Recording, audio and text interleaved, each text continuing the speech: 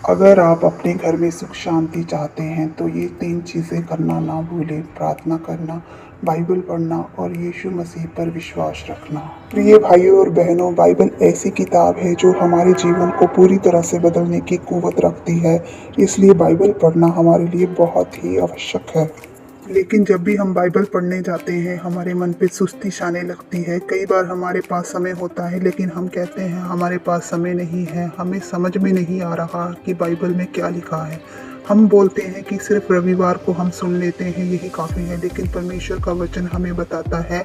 दूसरा तीमुथियुस उसकी 3 अध्याय उसकी 16 और 17 आयत, यहाँ इस प्रकार लिखा है, संपूर्ण पवित्र शास्त्र परमेश्वर की प्रेरणा से रचा गया है और उपदेश और समझने और सुधारने और धार्मिकता की शिक्षा के लिए लाभदायक है, ताकि परमेश्वर का जन सिद्ध बने और हर एक भले काम के लिए तत्पर हो जाए। इसका अर्थ है कि बाइबल केवल एक किताब नहीं है, ये परमेश्वर का जीवित वचन है। आज हम 6 मुख्य कारणों को समझेंगे कि बाइबल पढ़ना क्यों जरूरी है। नंबर 1, बाइबल हमें परमेश्वर से जोड़ती है। यूहन्ना 1 उसकी 1 आयत, आदि में वचन था और वचन परमेश्वर के साथ था और वचन परमेश्वर था। ये आयत हमें बताती है कि परमेश्वर के साथ हमारा संबंध होना बहुत ज़रूरी है। परमेश्वर से बात करना, उसकी आवाज़ सुनना। एक बच्चा अपने पिता से दूर रहता है, अगर वह रोज़ पिता का पत्र पढ़े तो उसे पिता का प्रेम महसूस होगा। वैसे ही बाइबल परमेश्वर का प्रेम पत्र है। अगर हम बाइबल नहीं पढ़ते तो हम परमेश्वर की इच्छा कैसे जानेंगे। नंबर 2, बाइबल हमें सही मार्ग दिखाती है। हम सब अपने जीवन में सही रास्ता ढूंढ रहे हैं। कौन सा निर्णय सही है, किस रास्ते पर चलें, किससे दूर रहें। ऐसे समय में परमेश्वर का वचन हमें स्पष्ट उत्तर देता है। भजन संहिता उसका 119 अध्याय उसकी 105 आयत, तेरा वचन मेरे पाँव के लिए दीपक और मेरे मार्ग के लिए उजाला है। इसका अर्थ है बाइबल हमें जीवन का सही मार्ग दिखाता है। बाइबल हमें अंधकार में से प्रकाश में चलने की भी शिक्षा देती है। हमारा जीवन कई बार अंधकार से भरा होता है, भविष्य की चिंता हमें दिन भर सताती रहती है, गलत निर्णय लेते हैं हम अपने जीवन में। कई बार पाप का आकर्षण हमारे जीवन में बहुत बढ़ जाता है। कल्पना कीजिए आप रात के समय एक अंधेरी सड़क पर चले जा रहे हैं, चारों तरफ अंधेरा है, कुछ दिखाई नहीं देता। अगर आपके पास टॉर्च नहीं है, गिर सकते हैं, रास्ता गलत पकड़ सकते हैं, लेकिन जैसे ही टॉर्च जलती है रास्ता साफ दिखने लगता है। उसी प्रकार बाइबल है, हमारे जीवन के लिए एक टॉर्च के समान है। जैसे ही बाइबल का प्रकाश हमारे जीवन में पड़ता है हमें सही रास्ते की पहचान होने लगती है और शैतान की बुरी चालों से हमें बाइबल बचाती है। बाइबल हमें सही और गलत में फ़र्क करना सिखाती है। दूसरा तीमुथियुस का 3 अध्याय उसकी 16 आयत जैसे कि हमने पढ़ी है, संपूर्ण पवित्र शास्त्र हमें शिक्षा देता है और ताड़ना देता है और सुधारता है। बाइबल हमें सिखाती है क्या सही है क्या गलत है। उदाहरण के तौर पर आज की दुनिया कहती है जो अच्छा लगे वही करो, सब कुछ सही है, लेकिन बाइबल हमें सच्चाई बताती है। झूठ बोलना गलत है, धोखा देना गलत है, प्रेम और क्षमा करना सही है। बाइबल हमें विवेक को मजबूत करती है। बाइबल हमें सुरक्षित रास्ते पर रखती है। नीति वचन 3 अध्याय उसकी 5 और 6 आयत, तू संपूर्ण मन से यहोवा पर भरोसा रखना। अगर हम संपूर्ण मन से यहोवा पर भरोसा रखेंगे तो हम ये जान सकेंगे कि हमारे जीवन के लिए क्या सही है और क्या गलत है। हम गलतियों से बचते हैं, हम सुरक्षित रहते हैं। एक बच्चा अपने पिता का हाथ पकड़कर चलता है, वह गिरने से बच जाता है। उसी तरह जब हम वचन का पालन करते हैं परमेश्वर हमें संभालता है, वह हमें गिरने नहीं देता है।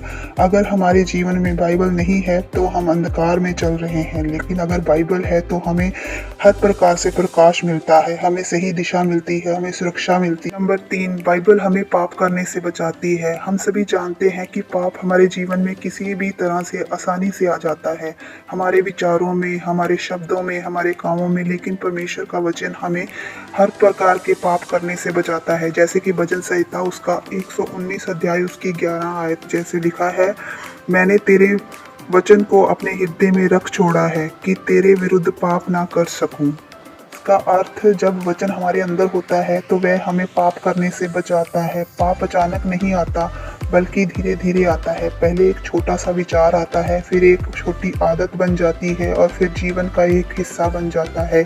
याकूब 1 अध्याय उसकी 14 और 15 आयत हमें बताती है, परंतु प्रत्येक व्यक्ति अपनी ही अभिलाषा से खिंचकर और फंसकर परीक्षा में पड़ता है। फिर अभिलाषा गर्भवती होकर पाप को जनती है और पाप जब बढ़ जाता है तो मृत्यु को उत्पन्न करता है। से दीमक लकड़ी को अंदर ही अंदर खा जाता है। बाहर से सब ठीक दिखता है लेकिन अंदर से खोखला हो जाता है। पाप भी ऐसे ही है, धीरे धीरे हमें अंदर से कमजोर कर देता है। परमेश्वर का वचन हमें चेतावनी देता है। बाइबल हमें पहले ही सावधान करती है कि कौन सा रास्ता गलत है। नीची वचन उसका 14 अध्याय उसकी 12 आयत, ऐसा मार्ग है जो मनुष्य को ठीक जान पड़ता है परंतु उसके अंत में मृत्यु ही मिलती है। इसका अर्थ है अगर हम सही राह ढूंढ रहे हैं तो बाइबल की बातों का अनुसरण करना चाहिए। अगर रास्ते में लिखा है डेंजर अहेड और हम उसे अनदेखा करें तो दुर्घटना निश्चित है। बाइबल चेतावनी का बोर्ड है जो हमें गिरने से पहले रोकता है। वचन हमें शैतान के हमलों से भी बचाता है, जैसे कि मत्ती उसका 4 अध्याय उसकी 1 आयत से लेकर 11 तक। इस अध्याय को जब हम पढ़ते हैं तो इस अध्याय में हमें पता चलता है कि शैतान द्वारा परमेश्वर की परीक्षा की गई, यीशु की परीक्षा की गई और शैतान ने कितने तरह से यीशु को वर्ग लाने की कोशिश की, लेकिन शैतान की सभी परीक्षाओं में यीशु ने सफलता हासिल की। वैसे ही बुद्धि हमें भी होनी चाहिए ताकि हम इन परिस्थितियों में भी परमेश्वर के वचन को थामे रहें और उसके उन लक्ष्य कदमों पर आगे बढ़ते चले जाएं। वचन हमें ऐसी परिस्थितियों से बाहर निकलने में भी मदद करता है। शैतान हमें झूठ में फंसाता है लेकिन वचन सच्चाई दिखाता है। अगर हमारे अंदर वचन नहीं होगा तो हम आसानी से गिर सकते हैं, इसलिए वचन को थामे रहें, तभी हम शैतान की युक्तियों से आगे निकल सकते हैं और उसके चुंगल से बच सकते हैं। तो आज ही निर्णय लें कि हम हर दिन थोड़ा ही वचन पढ़ें बेशक, लेकिन पढ़ेंगे ज़रूर और दिल से पढ़ेंगे और अपने दिल में इसको बसा कर रखेंगे ताकि अगर हम पर भी परीक्षा पड़े तो हम भी उस परीक्षा का सामना कर सकें। जिस प्रकार से यीशु ने शैतान की उस परीक्षा का सामना किया, वैसे ही हम भी अपने जीवन में हर परीक्षा को सहने की ताकत रख सकें। नंबर 4, बाइबल हमें आत्मिक रूप से बढ़ने की भी शक्ति प्रदान करती है। हर एक विश्वासी की इच्छा होती है कि वे आत्मिक रूप से मजबूत बने, लेकिन सवाल है हम आत्मिक रूप से कैसे बढ़ सकते हैं। परमेश्वर का वचन हमें उत्तर देता है। पहला पत्रस उसका 2 अध्याय उसकी 2 आयत, नवजात शिशुओं के समान निर्मल आत्मिक दूध की लालसा करो ताकि उसके द्वारा उद्धार पाने के लिए बढ़ते जाओ। इसका अर्थ है बाइबल हमें आत्मिक जीवन की वृद्धि में भी बहुत महत्वपूर्ण साधन है। वचन आत्मा का भोजन है। जिस प्रकार शरीर को भोजन की आवश्यकता होती है उसी प्रकार आत्मा को भी भोजन चाहिए। मत्ती 4 उसका 4 अध्याय, मनुष्य केवल रोटी से ही नहीं परंतु हर एक वचन से जीवित रहेगा। अगर कोई व्यक्ति कई दिनों तक खाना ना खाए वह कमजोर हो जाएगा, बीमार पड़ जाएगा। उसी तरह अगर हम बाइबल नहीं पढ़ते तो हमारी आत्मा कमजोर हो जाती है, इसलिए हमें जल्द निराश हो जाते हैं, प्रार्थना में मन नहीं लगता, विश्वास कमजोर पड़ सकता है। परमेश्वर का वचन हमें अंदर से बदलने की ताकत रखता है, जैसे कि इब्रानियों उसका 4 अध्याय उसकी 12 आयत, क्योंकि परमेश्वर का वचन जीवित और प्रबल और हर एक दोधारी तलवार से भी बहुत चोखा है और प्राण और आत्मा को और गांठ गांठ और गूदे गूदे को अलग करके आर पार छेदता है और मन की अभिलाषाओं और विचारों को जांचता है। वचन केवल पढ़ने की चीज नहीं, ये हमें अंदर से बदलने की शक्ति रखता है। वचन पढ़ने से क्रोधी व्यक्ति शांत बन सकता है, डरने वाला व्यक्ति विश्वास से भर सकता है, पाप में गिरे हुए व्यक्ति नया जीवन पा सकते हैं, क्योंकि वचन दिल के अंदर काम करता है। वचन हमें मजबूत और स्थिर बनाता है। भजन संहिता उसका 1 अध्याय उसकी 2 और 3 आयत, परंतु वे जो यहोवा की व्यवस्था से प्रसन्न रहता और उसकी व्यवस्था पर रात दिन ध्यान करता रहता है, वह उस वृक्ष के समान है जो बहती नालियों के किनारे लगाया गया है और अपनी ऋतु में फलता है और जिसके पत्ते कभी मुरझाते नहीं। इसलिए जो कुछ वह पुरुष करे वह सफल होता है। उसी प्रकार लिखा हुआ है, एक पेड़ जो पानी के पास लगाया गया है वह हमेशा हरा भरा रहता है, आंधी में भी वह नहीं गिरता। तरह जो व्यक्ति रोज वचन पढ़ता है वे जीवन की कठिनाइयों में भी स्थिर रहता है। समस्या जे बेशक जितनी भी बड़ी आए वह हमेशा उन समस्याओं में स्थिर रहेगा, कभी टूटनेगा नहीं। इसलिए आज ही निर्णय लें कि हम हर दिन वचन पढ़ेंगे और सिर्फ पढ़ेंगे नहीं, समझेंगे और इसको अपनाएंगे। जैसे हम रोज खाना खाते हैं वैसे ही रोज वचन भी हम जरूर पढ़ेंगे। नंबर 6, बाइबल हमें जीवन के संघर्षों में जीत देती है। हम सब अपने जीवन में किसी न किसी संघर्ष से गुजर रहे हैं। डर और चिंता का संघर्ष, बीमारी की समस्याओं का संघर्ष, पाप और प्रलोभन का संघर्ष, आर्थिक और पारिवारिक कठिनाइयों का संघर्ष।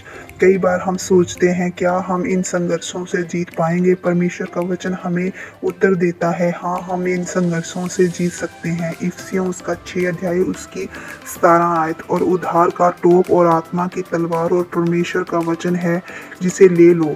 इस तरह से हम जब इन सब चीज़ों को ले लेते हैं अपने जीवन के संघर्षों से आसानी से हम जीत सकते हैं।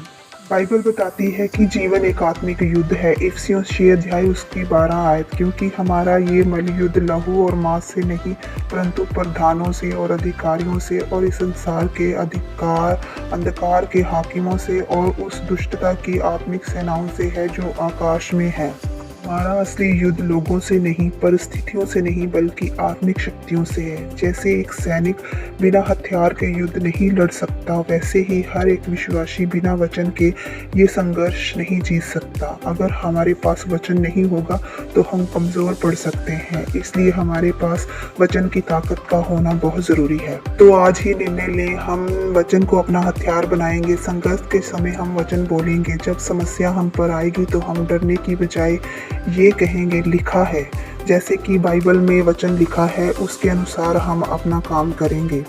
बाइबल हमें सच्चाई और ज्ञान देती है। आज हम ऐसे समय में जी रहे हैं जहां हर तरफ जानकारी, इंफॉर्मेशन है, लेकिन सच्चाई, ट्रुथ बहुत कम है। कोई कुछ कहता है, कोई कुछ सिखाता है। सोशल मीडिया, लोग, दुनिया सब अलग अलग बातें करते हैं। ऐसे में सवाल है सच्चाई क्या है, सही ज्ञान कहाँ मिलेगा। परमेश्वर का वचन हमें उत्तर देता है। जैसे कि यूहन्ना 8 अध्याय उसकी 32 आयत। तुम सत्य को जानोगे और सत्य तुम्हें स्वतंत्र करेगा।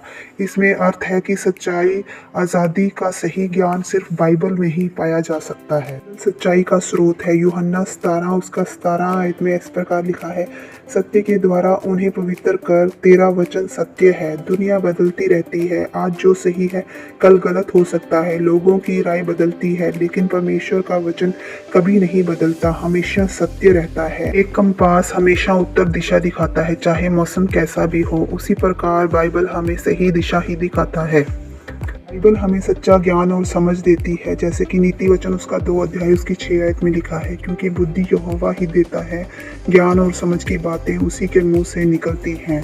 सच्चा ज्ञान सिर्फ पढ़ाई से नहीं आता बल्कि परमेश्वर से आता है। कई पढ़े लिखे लोग भी गलत निर्णय लेते हैं, लेकिन एक साधारण व्यक्ति जो वचन जानता है वह सही निर्णय ले सकता है, क्योंकि बाइबल हमें यही सोच देती है। बाइबल हमें धोखे से बचाती है। 24 अध्याय उसकी 4 आयत। चौकस रहो कि कोई तुम्हें भरमा ना दे। आज के समय में झूठी शिक्षा, गलत विचार, आधी अधूरी सच्चाई बहुत आसानी से हमें भटका सकते हैं। अगर किसी के पास असली नोट की पहचान नहीं तो वह नकली नोट से ही धोखा खा सकता है। उसी तरह अगर हम बाइबल नहीं जानते तो हम झूठ को पहचान नहीं पाएंगे, लेकिन वचन हमें सिखाता है कि क्या सही है और क्या गलत। इसलिए हमें आज का ज्ञान नहीं, बाइबल की सच्चाई पर ध्यान देने की आवश्यकता है। निर्णय लें, हम रोज वचन पढ़ेंगे, सच्चाई को जानने की इच्छा रखेंगे। जब भी कोई बात सुने तो उसे बाइबल से परखें। मेरे साथ इन वचनों को दोहराएं। हे स्वर्गीय पिता, धन्यवाद कि आपने हमें अपना सच्चा वचन दिया। हमें ज्ञान और समझ दीजिए ताकि हम सच्चाई को पहचान सकें। हमें हर झूठे और धोखे से बचाइए। यीशु के नाम से हम मांगते हैं, आमीन। अगर आपने हमारे चैनल को सब्सक्राइब नहीं किया तो हमारे चैनल को सब्सक्राइब कर लीजिए। इस वीडियो को लाइक शेयर करना ना भूलें, ताकि जिन लोगों के तक ये अभी तक ये वचन नहीं गया उनके तक भी ये वचन जाए और वे भी बाइबल के महत्व को समझने पाए। सबको परमेश्वर आशीष दे, आमीन।